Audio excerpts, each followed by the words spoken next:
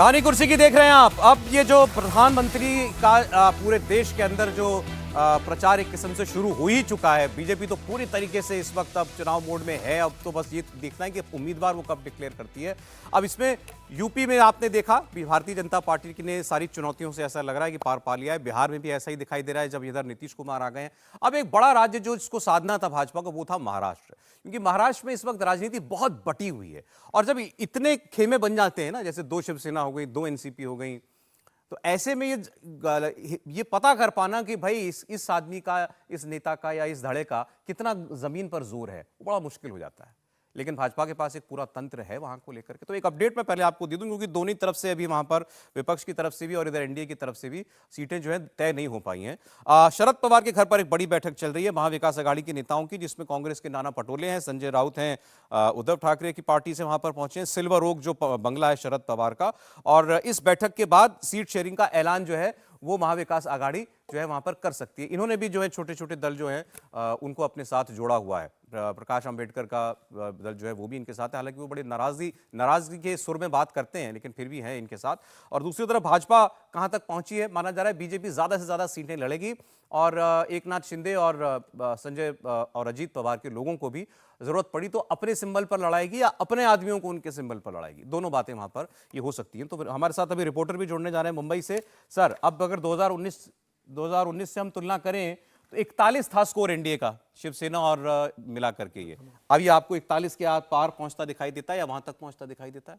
देखिए, डिपेंड करता है भारतीय जनता पार्टी वहां पर सीटों का डिस्ट्रीब्यूशन कैसे करती है। मुझे लगता है अगर भारतीय जनता पार्टी सीटें ज्यादा का चुनाव लड़ेगी अपने दम पर, तो भारतीय जनता पार्टी अकेली पार्टी जो अभी महाराष्ट्र के अंदर संयुक्त है और जिसके साथ वोट बैंक बड़ा जुड़ा हुआ है। बाकी सारी पार्टी टूट चुकी है। शिवसेना 2 हिस्सों में टूट चुकी है, राष्ट्रवादी पार्टी 2 हिस्सों में टूट चुकी है और कांग्रेस भी टूटी हुई स्थिति के अंदर है कि कांग्रेस के कई बड़े नेता दूसरे दलों के अंदर शामिल हो चुके हैं। तो मुझे लग रहा है अगर भारतीय जनता पार्टी ज्यादा सीटों पर लड़ेगी तो तय है कि भारतीय जनता पार्टी जीतेगी। लेकिन समस्या भारतीय जनता पार्टी के साथ बड़ी है कि अगर भारतीय जनता पार्टी एकनाथ शिंदे को सीटें दे देती है उसके पास जो शिवसेना के पास थी, और राष्ट्रवादी कांग्रेस से जो टूटकर अजित पवार आए, अजित पवार को सीटें देती है, तो भारतीय जनता पार्टी का जो कोर वोटर है वो अजित पवार को वोट नहीं करेगा। भारतीय जनता पार्टी के पास जमीनी स्तर से खबर आ रही है नहीं करेगा।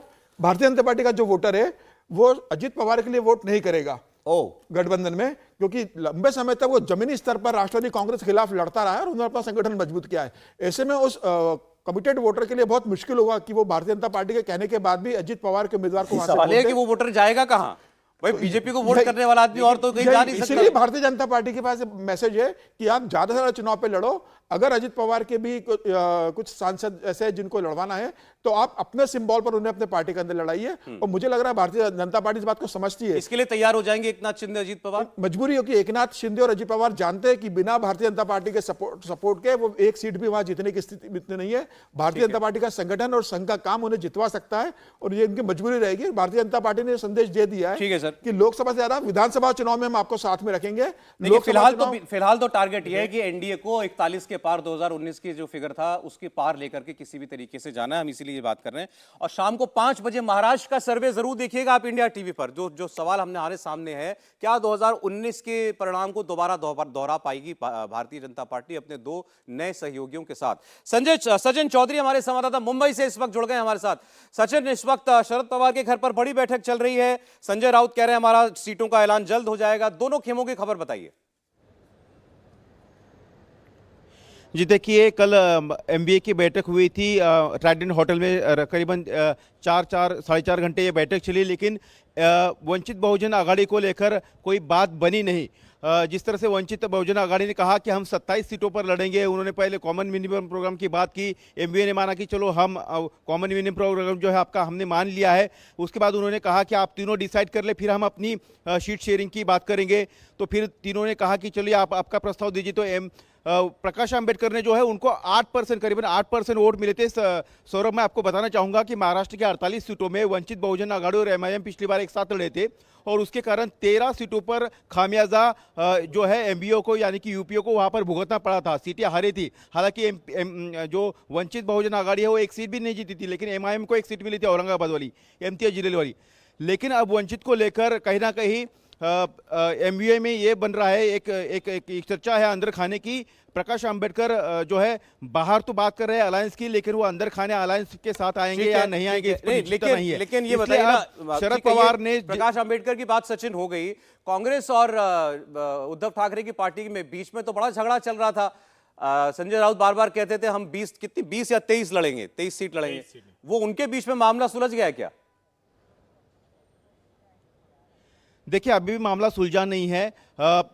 निचले जो दूसरे स्तर के नेता है वहां पर बातचीत हुई है, इसलिए आज शरद पवार ने इस बैठक की अगुवाई की और सिल्वर ओक पर उनके बंगले पर शरद पवार है मौजूद है, संजय राउत है, कांग्रेस के नाना पटोले है, पृथ्वीराज चौहान है, तमाम बड़े नेता वहां पर पहुंचे। लेकिन अभी भी ऐसी 4 से 5 सीटें हैं जैसे मैं बता दूं आपको कि वर्धा की सीट वहां एनसीपी भी मांग रही है, कांग्रेस भी वहां दावा है। रामटेक की सीट पर तीनों का दावा है, कांग्रेस भी मांग रही है, शिवसेना मांग रही है। उद्धव गट का पिछले बार कृपाल तुमाने जो अभी शिंदे के साथ है वो चुनकर आए थे। भिवंडी की सीट शिवसेना मांग रही है, वहां एनसीपी का भी दावा है। अगर हम मुंबई की बात करें तो मुंबई के उत्तर पश्चिम मुंबई की सीट जहां पर संजय निरुपम के लिए उस सीट पर कांग्रेस दावेदारी कर रही है। जी, लेकिन उद्धव ठाकरे के वहां पर पिछले चुनाव में जीत कर आते हैं। ऐसे मोटी बात सचिन जो आपने ये बताई अभी कि अभी भी कोई पेच बहुत सुलझा नहीं पाई है महाविकास आघाड़ी। शरद पवार, उद्धव ठाकरे और दूसरी ओर नाना पटोले जो है वहां पर मिलकर के कुछ कर नहीं पा रहे हैं। ऐसा लग रहा था कि राहुल गांधी ने दखल दिया है महाराष्ट्र में, लेकिन हमने तो ये भी सुना कि लंदन से ही जो है उन्होंने फोन पर बात की है, लेकिन कुछ बात बनती दिखाई दे नहीं रही है अभी भी। हर्षवर्धन जी, लेकिन क्या भाजपा 41 अपने साथियों के साथ क्रॉस करेगी, 40 क्रॉस करेगी? नहीं, देखिए समीर जी की बात से मैं कुछ हद तक सहमत हूं। जो वो कह रहे हैं कि भारतीय जनता पार्टी का कार्यकर्ता चाहेगा, तो भारतीय जनता पार्टी के कार्यकर्ता तो बहुत लंबे समय से चाह रहा था। यही वजह से कि शिवसेना से अमित शाह ने एक तरह से कहें कि उन्होंने अपना हक मांगा और अलग लड़कर भी सबसे बड़ी पार्टी भारतीय जनता पार्टी बन गई।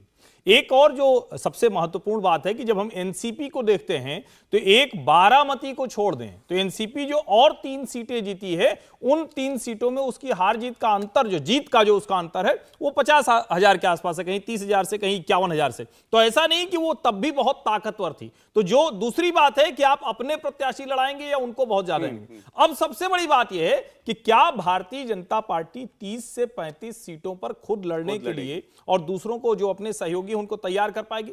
कुछ हद तक वो ठीक लगता है, क्योंकि उन दोनों को भी पता है कि लोकसभा का चुनाव नरेंद्र मोदी के नाम पर होना है। पैन महाराष्ट्र अकेली पार्टी भारतीय जनता पार्टी है। जो जातीय समीकरण है उसके लिहाज से, और देखिए अभी जिसको हम कहते हैं ना कि राजनीति कैसे बदलती है, मैं भी देख रहा था तो वो जो वंचित बहुजन अघाड़ी है वो कह रही कि हम मनोज जरांगे पाटिल को लड़ाना चाहती जालना अब अगर वो ये आ जाएगा तो आप समझिए कि जिसकी हम लोग इतने दिनों से चर्चा कर रहे थे कि ओबीसी और मराठा पॉलिटिक्स का नुकसान होगा, क्या वो नुकसान नहीं होगा। भारतीय जनता पार्टी प्लस में हो जाएगी। और वैसे भी लोग ये मान रहे थे कि जितनी जायज मांगे थी वो हर सरकार मानती रही है, इस पर किसी का नुकसान होता हुआ नहीं दिखता है। हाँ, अगर ये पॉलिटिकली मोटिवेटेड दिखेगा तो भारतीय जनता पार्टी को उसका लाभ मिल सकता है। देखिए, बिहार को लेकर के और महाराष्ट्र को लेकर के लगातार जो समझने वाले लोग हैं, हमारे मेहमानों जैसे सीनियर, उनका मानना यह था कि बीजेपी ज्यादा से ज्यादा सीट लड़े तो फायदा है, खासकर बिहार और महाराष्ट्र के अंदर। अब अगर 35 सीट भाजपा लड़ती है तो क्या आपको एकनाथ शिंदे और अजीत पवार ये 6-6, 7-7 सीटों पर लड़ने के लिए राजी होते दिखाई देते हैं? क्योंकि उनकी स्ट्रेंथ भी वही रही है। अगर आप देखें पिछले 2014-2019 के चुनाव देखें तो बीजेपी एक जैसा और शिवसेना एक जैसा और एनसीपी एक जैसी सीटें जीती हैं। अगर आप देखेंगे तो दोनों चुनावों में 23, 18, 4 एक जैसा है। तो अगर एनसीपी टूट गई और उधर शिवसेना टूट गई तो उनकी वैसे भी स्ट्रेंथ कम हो गई। तो अगर बीजेपी ज्यादा लड़ती है, देखिए बीजेपी वैसे भी महाराष्ट्र में अपने आप में, जैसे कि सहयोगी कह रहे थे कि अपने आप में बड़ी स्ट्रांग जो है फॉलोइंग रखती वही है। बची है अब एक पार्टी। हाँ, बड़ी तो वो बड़ी कांग्रेस है, strong लेकिन कांग्रेस के अंदर हमने देखा है भी अशोक चौहान चले गए। बीजेपी ये कह सकती है ना, एकनाथ शिंदे की आप 40 विधायक लेके हमने आपको मुख्यमंत्री बना दिया। अजित पवार से कह सकते हैं कि आपके पास और ये चुनाव हमारा है, आपको मुख्यमंत्री ये चुनाव भी हमारा है, बीजेपी कह सकती है। वहां के नेताओं का चुनाव नहीं है ना, यहाँ पे प्रधानमंत्री का चुनाव है। तो देखिए, मुझे विधानसभा लगता चुनाव है में 7 और 6, 13 का अगर आंकड़ा देखें तो ये बहुत सम्मानजनक आंकड़ा है एनसीपी और एकनाथ शिंदे की सेना के लिहाज से, क्योंकि पहले वाला जो सारा समीकरण था वो उलट चुका है। शिवसेना और भारतीय जनता पार्टी वो 27-28% और 23-24% पर खड़ी थी, जो बहुत साइजेबल वोट बैंक होता है, जो कहीं भी सारी रणनीति पलट देता है। और अब कांग्रेस उधर बड़ी पार्टी है, इधर भारतीय जनता पार्टी बड़ी पार्टी है, सीटों का बंटवारा उसी के लिहाज से। सचिन बताएंगे हमको। सचिन, भाजपा कितनी सीटों पर लड़ने की तैयारी कर रही है? देखिए भाजपा 32 से 34 सीटें अभी फिलहाल लड़ने की तैयारी में। जैसे मैं कल ही हमने बता दिया था कि उन्होंने 23 जो उनकी सिटिंग सीटें हैं वहाँ पर उन्होंने पर्यवेक्षक यानी कि जो निरीक्षक है ऑब्जर्वेटर उनकी नियुक्ति कर दी है और आज से वो हर कॉन्स्टिट्यूंसी में जाकर सभा भी ले रहे। लेकिन भाजपा जो अतिरिक्त सीटें लड़ सकती है, अगर जैसे मैं आपको बता दूं मुंबई में, तो दक्षिण मुंबई की सीट जहाँ अरविंद सावंत शिवसेना लड़ती थी पहले अलायंस में, लेकिन अब शिंदे सेना के पास कोई उम्दा उम्मीदवार नहीं है, तो माना जा रहा है कि राहुल नार्वेकर जो यहाँ के स्पीकर है महाराष्ट्र असेंबली के, वो उनको चुनाव प्रचार में उतरा जाएगा, वो उनको उम्मीदवार बनाया जाएगा। उन्होंने एक तरह से प्रचार अपना शुरू भी कर दिया है, उनके नाम की महज एक औपचारिकता बची है ऐसा माना जा रहा है। नारायण राणे जो है सिंधुदुर्ग, वहाँ की सीट थी, वहाँ विनायक राउत सिटिंग एमएलए है, एमपी है अभी, वो भी सीट शिवसेना ने जीती थी, लेकिन अब वो उद्धव ठाकरे के साथ में है। वहाँ शिवसेना के शिंदे गुट के पास कोई उम्मीदवार नहीं है, इसलिए नारायण राणे जैसे कद्दावर नेता वहाँ पर उतारे जा सकते हैं, या फिर किरण सामंत जो उदय सामंत के भाई है उनको उम्मीदवार बनाया जा सकता है अगर वो सीट शिंदे सेना ने लड़ी तो। लेकिन वो सीट पर भी बीजेपी की दावेदारी है। रायगढ़ जैसी सीट जहां पर सुनील तटकरे एमपी है, लेकिन उस सीट पर भी बीजेपी कह रही कि जो सर्वे आए रहे हैं वहां पर सुनील तटकरे को ज्यादा समर्थन नहीं है, इसके कारण ठीक है बीजेपी उस सीट पर भी दावा कर सकती है। पर आपने भी वही इसके बताया कि अलावा- भाई बीजेपी ज्यादा से ज्यादा कई सारी सीटें 32-34 सीटें बीजेपी लड़ेगी, तो उसको लगता है कि ये हमको लड़ना भी चाहिए। सहयोगियों के पास इस वक्त वैसे उम्मीदवार भी नहीं है और चुनाव भी प्रधानमंत्री नरेंद्र मोदी का है। ठीक, सचिन बहुत शुक्रिया आपका। अब इस तरीके से अगर भाजपा 40+ की ओर देख रही है महाराष्ट्र में, तो ये मुमकिन दिखाई देता है, और पिछले कुछ महीनों में महाराष्ट्र की राजनीति को पूरी तरीके से भाजपा ने मैनेज कर लिया। अब हम एक और राज्य की बात करते हैं, बड़े राज्य की बात। ये 48 सीटों वाला महाराष्ट्र था, अब यूपी से चलिए 80, बिहार 40, 48 सीटों वाला महाराष्ट्र हो गया। जोड़ करके आप देखेंगे 168 सीटें हो गई। अब आपको हम दक्षिण के एक बड़े राज्य की बात बताते हैं, जहां बीजेपी के पास बढ़ने का स्कोप ही स्कोप है, क्योंकि बीजेपी वहां पर है नहीं, वो थी नहीं, हमको ये कहना चाहिए। तमिलनाडु 39 सीटें, 39, पुडुचेरी जोड़ दीजिए तो 40 हो जाती है, तमिल इन्फ्लुएंस वाली जगह है वो। तो इन 40 सीटों पर क्या भारतीय जनता पार्टी कोई कमाल करेगी? कल प्रधानमंत्री गए हुए थे तमिलनाडु में और खूब जबरदस्त भाषण उन्होंने दिया, और प्रधानमंत्री जिस तरीके से बात कर रहे थे, उनके मंच पर जो है उनके प्रदेश अध्यक्ष वहां पर जो यात्रा निकाल रहे हैं अन्नामलाई वो थे, जिस तरीके से उनकी पीठ थपथपाई थी नरेंद्र मोदी ने, लग रहा था कि कुछ तो बीजेपी ने किया है तमिलनाडु के अंदर। जरा पहले आप प्रधानमंत्री की बात सुनिए, आगे फिर बात करेंगे। पहले जो डीएमके के नेता थे वो अपने बेटे को मुख्यमंत्री बनाने के लिए जिंदगी भर लगे रहे। अब जो मुख्यमंत्री है वो अपने बेटे को मुख्यमंत्री बनाने में लगे हुए हैं। ये सारे डीएमके वाले अपने बच्चों को सेट करने में लगे हैं और आपका भविष्य अपसेट करने में लगे हैं। वे उनके बच्चों का भाग्य बनाना चाहते हैं और मोदी आपके बच्चों का भाग्य बनाने की गारंटी लेके आया है। इनसे पूछिए कि तमिलनाडु के विकास के लिए वे क्या करेंगे।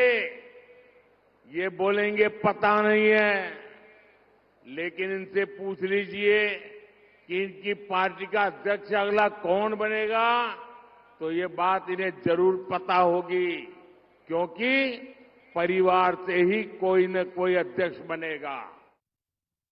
अब देखिए साहब, जब कोई बड़ा नेता बात कर रहा होता है ना, तो भले एक भाषा का बैरियर हो, लेकिन वो भी पार हो जाता है। और प्रधानमंत्री ने तो कल वहां ये कहा भी कि मुझे इस बात का अफसोस है कि मुझे तमिल बोलनी नहीं आती है, लेकिन फिर भी वहां पर जो वो बात कह रहे थे, जिस अंदाज में वो बात कह रहे थे, वो कम्युनिकेट हो रही थी, ये साफ दिखाई दे रहा है। बताइए, तमिलनाडु में 40 सीटें हैं।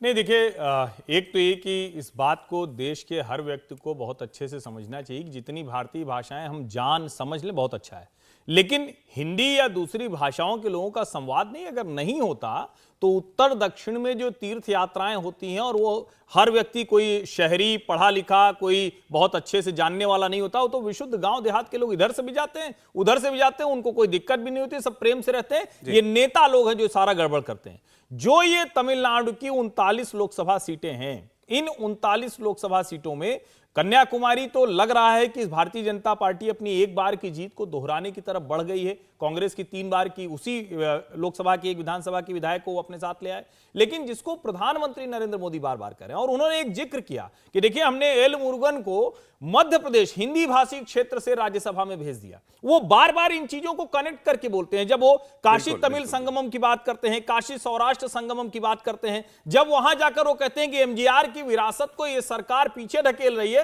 और वो बार बार ये कह रहे हैं सनातन को नष्ट कर रही है सरकार। तमिलनाडु में जो लोग जाते हैं, और कल जब वो मीनाक्षी मंदिर में गए तो आप उस संस्कृति को, विरासत को जोड़ के दिखाते हैं। और सबसे बड़ी बात, उनको सुनने वाले लोग हैं दक्षिण दिल्ली की तरफ देख रहा है और राष्ट्रीय राजनीति। विपक्ष की जरा हालत आप सोचिए भाई, वहां डीएमके मजबूत पार्टी है, ज्यादातर सीटें उनके पास हैं वहां पर। हमारे एस्ट्रोनॉट जो हैं उन चिन्हित कर लिए गए हैं, 4 हमारे एयरफोर्स के पायलट जो हैं वो गगनयान मिशन के तहत स्पेस में भेजे जाएंगे। प्रधानमंत्री उस कार्यक्रम में थे। डीएमके ने उस कार्यक्रम की तस्वीर एक विज्ञापन में लगाई तो रॉकेट के ऊपर झंडा लगा दिया चीन का, अपनी पार्टी की जगह चीन का झंडा जो है उसके ऊपर लगा दिया। तो ये आप सोचिए क्या हाथ। अब मेरा समय मेरे पास नहीं रह गया, बहुत शॉर्ट कमेंट। एक व्यूअर का सवाल मेरे पास आया है, बीजेपी 370 सीटों की रणनीति बना रही है और कांग्रेस और विपक्ष अपने नेताओं को पार्टी में रोक नहीं पा रहा, क्या ये बिल्कुल एक तरफा मुकाबला होता हुआ दिखाई दे रहा है? छोटा एक तरफा मुकाबला तो लग ही रहा है। देखिए, चाहे बीजेपी ये कह रही है कि 370 वो जीतना चाहते हैं, लेकिन लड़ाई जो है 272 सीटों की ही है। और तो अगर वो जीत जाते हैं तो एक तरफा लग रहा है आपको? भी निश्चित रूप से मुझे लग 1.5 रहा है, महीना बचा चुनाव में। बिल्कुल एक तरफा भारतीय जनता पार्टी के पास जा रहा है। विपक्ष लड़ने की स्थिति में मानसिक रूप से दिख भी नहीं रहा है कि वो चुनाव लड़ने की तैयारी कर रहा है। तो ये पूरा बता रहा है कि भारतीय जनता पार्टी आराम से लोकसभा चुनाव वाकई लड़ेगी। एक तरफा है? नहीं, विपक्ष तो अब ये कह ही नहीं रहा है कि एक तरफा नहीं, विपक्ष तो कह रहा है कि एक तरफा है। 370 ये कैसे जीतेंगे ये बताओ, सवाल तो ये खड़ा कर रहे हैं। चले, बहुत शुक्रिया। आपसे मुलाकात होगी हमारी कल 1 बजे कहानी कुर्सी की में, लेकिन आज शाम 5 बजे महाराष्ट्र की 48 सीटों का ओपिनियन पोल देखिएगा। मेहमान हमारे साथ रहेंगे, एक एक सीट की बात आपके सामने करेंगे। बीजेपी और एनडीए कितनी सीटें निकाल रही है महाराष्ट्र में। फिलहाल इतना ही। ममता राज में रिक्शा चलाने वाला शाहजहां शेख कैसे संदेश खाली का बेताज बादशाह बना, पुलिस की गिरफ्त में शेख की बॉडी लैंग्वेज क्या कहती है, पूरी डिटेल राजधर में दोपहर 3 बजे।